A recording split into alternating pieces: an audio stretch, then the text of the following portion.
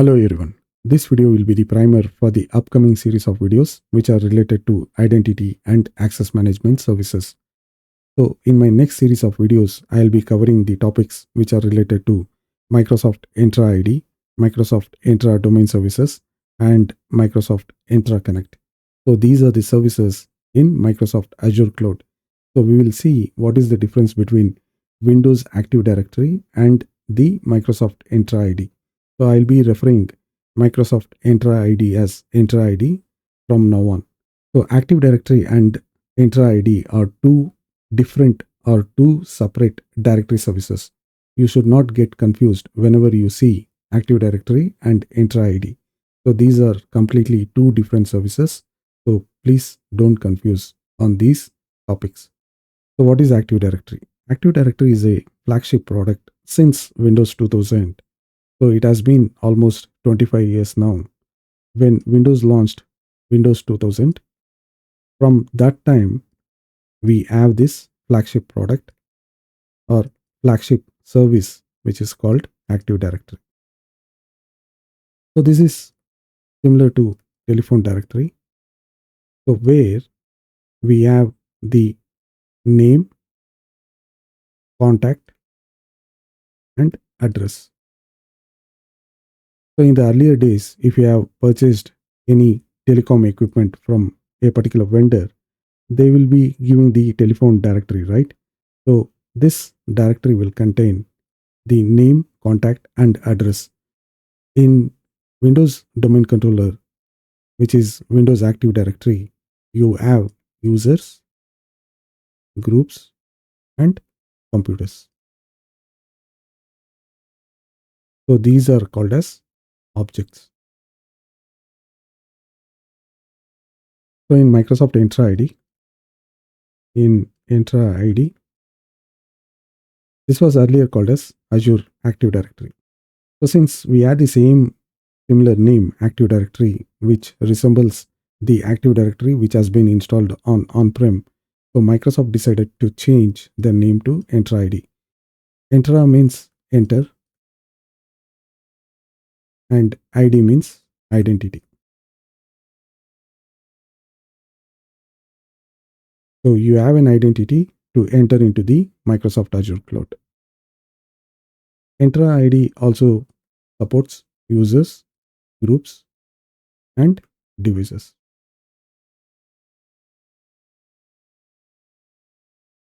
So in the first place, why we require a directory services? For example, if I take a laptop or a desktop, this is for my personal use. I have one user account and this can be running Linux or Windows operating system. So this is for me, which is personal use. I'll be using the single user account. So I'll log into the laptop or desktop and I will use the computer. So if at all, if I wanted to share the laptop with the family members, say for example, I wanted to share with my family members, I can create account.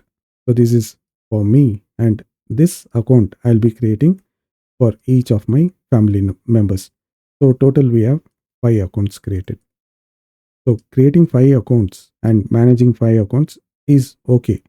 But when we have hundreds of users or thousands of users, so managing the user's account and the credential for each of the user account, it will be very difficult. So in an organization, if there are more than hundreds of employees, for each of the employees, if you wanted to create user account and manage the user account for each of their laptops or desktop, it will be very difficult. So you create the users and groups in a centralized location, which is in the domain controller. You manage users, groups, and devices in one location, and the users will authenticate to the domain controller and access the resources. The resources can be printers, the resources can be shared folders, or the resources can be applications. So each of the employee have their laptop or desktop. They will log in with their individual user ID and password. They will authenticate to the domain controller. Instead of locally authenticating, they will authenticate to the domain controller, and they will be able to access the centralized resources. So this is the reason why we require a domain controller. So using the domain controller, we can manage the users and groups, which can go into thousands. To run the Active Directory domain controller, I require Windows Server. So to install the domain controller, I require Windows Server. Microsoft started supporting Active Directory from Windows 2000. So from Windows 2000, we have Windows 2003, Windows 2006, Windows 2012, 2016, and 2019. So Active Directory is supported on all these server platforms. So we install the domain controller, which is Active Directory domain controller. And the protocol which is used for authentication is Kerberos. There is also one more protocol which is called as NTLM. So this is NT LAN Manager protocol, which was used the legacy applications. So prior to Windows 2000 server, NTLM was the protocol which was used by NT 4.0, 3.5. So the NTLM protocol was used by earlier versions of Windows 2000. Whereas in ENTRA ID,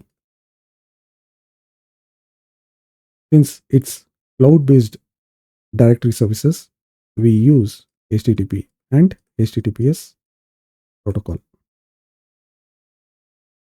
for authentication. So one more important point to consider is, for Active Directory to work, we need to have DNS. So without Active Directory, DNS can work. But for Active Directory to work, or for the domain controller to work, we need to have this DNS server. Without DNS server, Active Directory doesn't work. As simple as that. So when you create a domain controller, what exactly you require? You require a namespace. So this namespace, you can use the verified namespace. Like if I wanted to use the verified domain name, if this domain name is fabricam.com and this is verified, basically verified in the sense I have registered this domain using GoDaddy or Namecheap, and this domain is a verified domain and it is accessible in the public domain. I can use the same naming convention for my domain controller.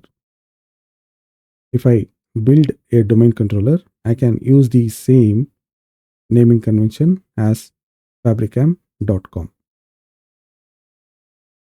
If I wanted to isolate my entire network, I don't want to use verified domain name, and my users wanted to authenticate in an isolated environment, I can also choose to use the domain name as fabricam.local.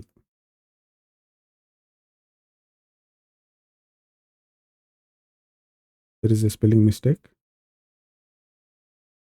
What I will do is I will create domain controller with domain name as fabricam.local. So this is unverified domain and I'll be able to use for my domain controller, and the users can authenticate to this domain controller,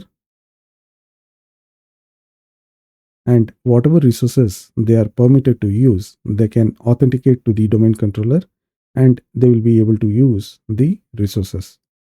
Whereas when you create an account in Microsoft Azure Cloud, you have to provide your email ID. So if you are using your email ID, for example, I have used cloudtech@contoso.com. By default, Microsoft will be creating a tenant. This tenant namespace will be appended with on Microsoft.com. So the name and dot on Microsoft.com. This will be the namespace which will be given by Microsoft Azure. So this will be your default namespace or default tenant.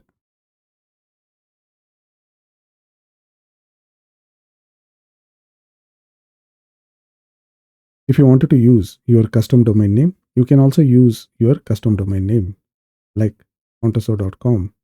If this contoso.com is registered and you will be able to verify, then you can use this as the verified domain name as the custom domain name.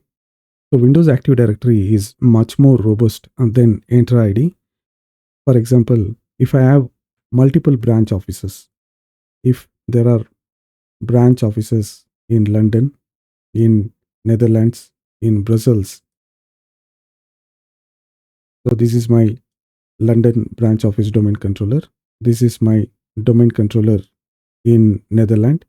This is my domain controller in Brussels. So I can create child domain.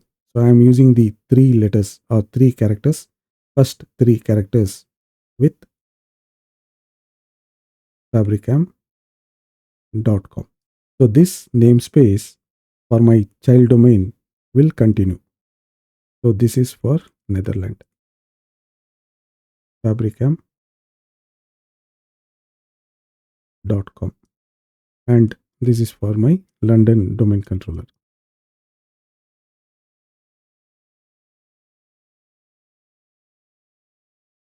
So this kind of hierarchy and logical structure ENTRA ID doesn't provide.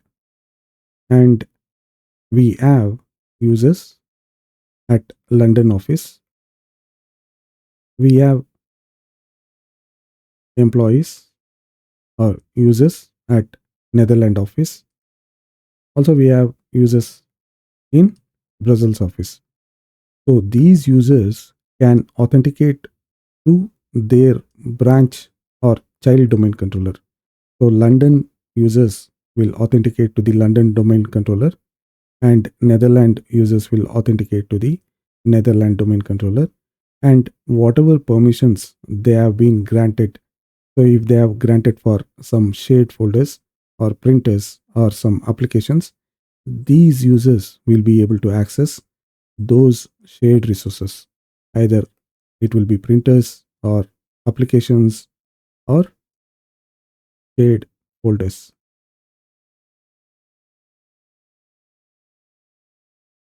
And this concept is called as tree. So this is a domain tree. And if fabricam.com is an organization wanted to expand their organization, and if they wanted to acquire another company which is called as contoso.com.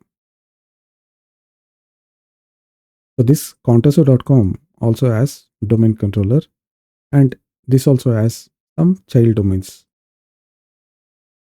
Like this is contoso.com parent domain, and this is the child domain which is in houston.contoso.com, and this will be in texas.contoso.com. This fabricam.com and contoso.com domain controller can have two-way trust.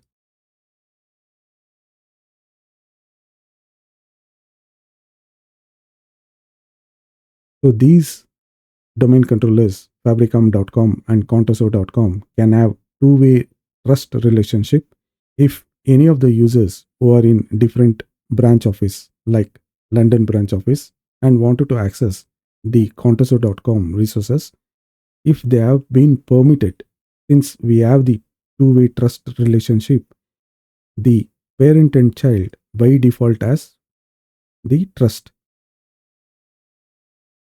So if london.fabricam.com users wanted to access some applications, If they have been permitted, since we have two-way trust relationship, they will be able to access the resources. So these users can access the resources in a different domain. So this two-way trust relationship, and this is a different tree. And this scenario is called as forest. So this logical and hierarchical structure is not available in ENTRA ID. So ENTRA ID doesn't support logical and hierarchy. It is a flat structure.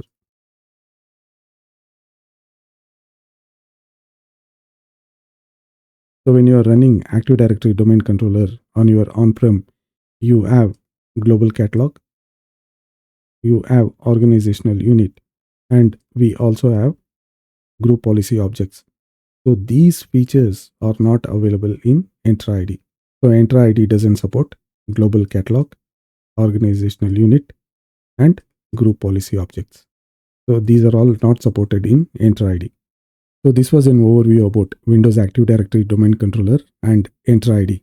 Before moving into the next set of topics related to identity and access management, I just wanted to give an heads up about these differences.